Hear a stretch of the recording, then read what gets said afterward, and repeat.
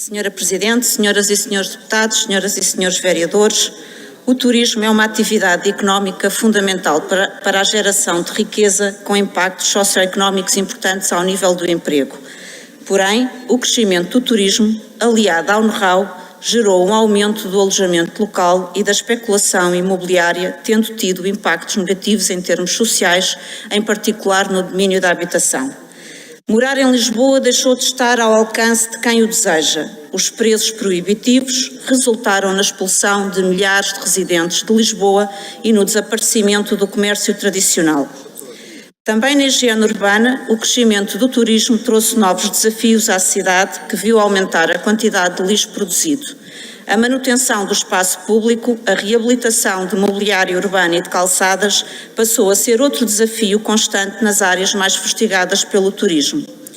O PS considera que a aposta no turismo deverá ser acompanhada por uma estratégia integrada que promova o equilíbrio social, a sustentabilidade e a garantia do acesso à habitação. Compete-nos a nós, autarcas, criar as condições para que seja possível a ligação deste setor com a nossa comunidade local, valorizando as mais-valias do crescimento do turismo e equilibrando os seus efeitos negativos. Exemplo disso foram as alterações introduzidas na Lei do Arrendamento em 2019 e o Regulamento de Alojamento Local aplicado em Lisboa, que criou zonas de contenção, assim como o programa Mais Habitação do anterior Governo e a aplicação da Contribuição Extraordinária sobre o AEL, medidas infelizmente revogadas pelo atual Governo. Também na Câmara têm sido inúmeras as propostas do PS para a contenção do alojamento local em Lisboa e que têm tido o voto contra da maioria PSD-CDS. Os lisboetas que resistiram à expulsão da cidade vêem-se agora empurrados para fora das suas casas devido ao brutal aumento do ruído da diversão noturna.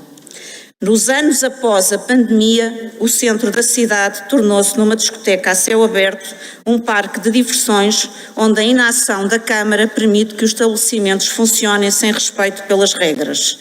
Nascem bares onde outrora existiam lojas tradicionais ou habitações desrespeitando os planos e regulamentos municipais. E nada acontece. Os moradores desesperam com o ruído e os comerciantes tradicionais, como as casas de fado e restaurantes, vivem tempos de agonia com a perda de clientes. E nada acontece. Com esta inação, com este deixar crescer da bandalheira, esta Câmara está a matar a galinha dos ovos de ouro. Está a matar o turismo de qualidade.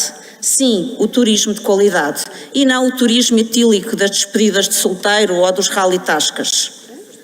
O turismo tem impactos positivos, mas também tem impactos negativos que devemos mitigar, nomeadamente colocando parte das suas receitas ao serviço da cidade e da sua população. Adotar as medidas ajustadas para garantir a sustentabilidade do turismo, enquanto promotor da qualidade de vida dos lisboetas, tem sido um dos desígnios do PS. Foi o PS que apresentou a primeira proposta da taxa turística de €1 por noite, proposta bastante criticada pela direita e apelidada pelo ministro Pires de Lima de taxas e taxinhas. Foi aplicada em 2016, apesar do voto contra do PSD. Em 2019, o valor duplicou para os €2 por noite, apesar de não ter tido, mais uma vez, o apoio da direita.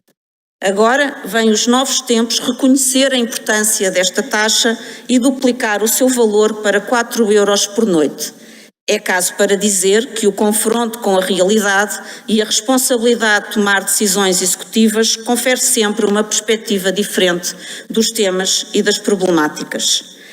Mas o PS não terá a mesma atitude da oposição de direita do passado e irá viabilizar este aumento, assim como viabilizou a taxa turística sobre os cruzeiros. E fazemo-lo porque entendemos que as externalidades do turismo têm que ser combatidas e a qualidade de vida dos lisboetas reposta.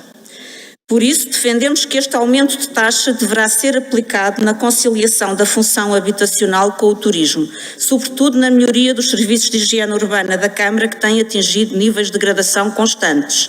É urgente aumentar o número de recolhas por dia e alargar a recolha ao domingo.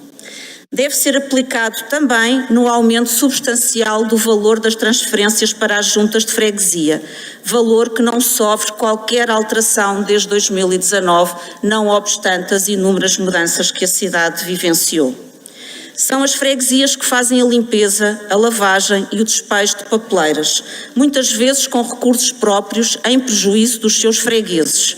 E aqui também posso dizer que muitas vezes se substituem à Câmara quando a recolha dos seus serviços falha ou é absolutamente deficitária, deixando um rastro de sujidade por onde passa. O mesmo acontece na reposição de mobiliário urbano e manutenção dos jardins, constantemente vandalizados em algumas freguesias da cidade.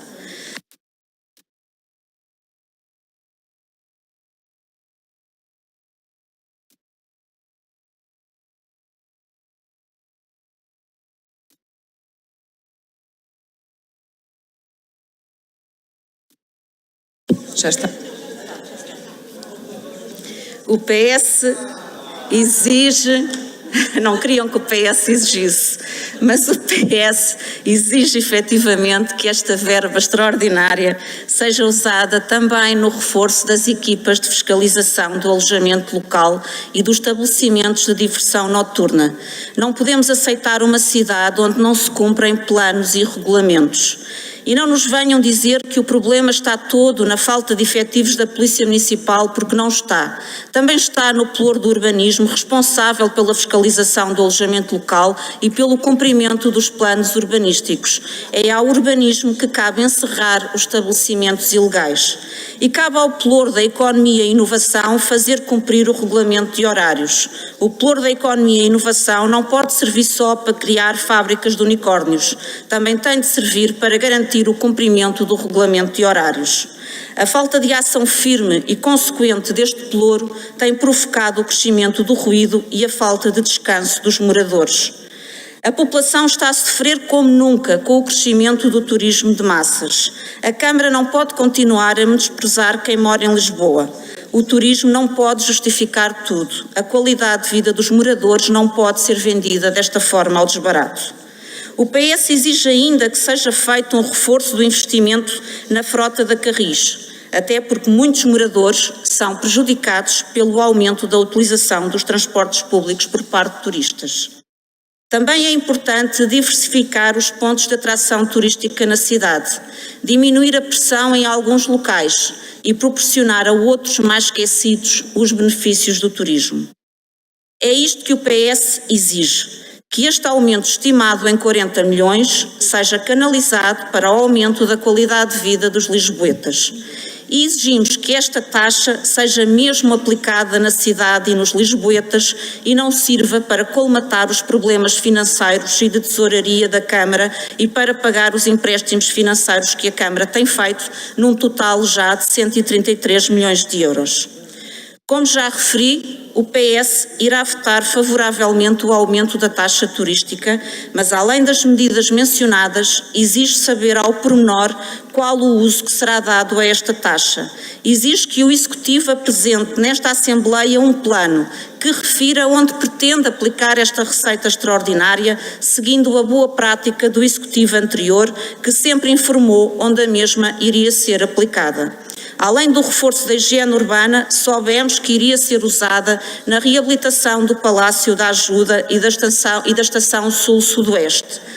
E soubemos que o aumento para 2 euros iria permitir construir um novo centro de congressos.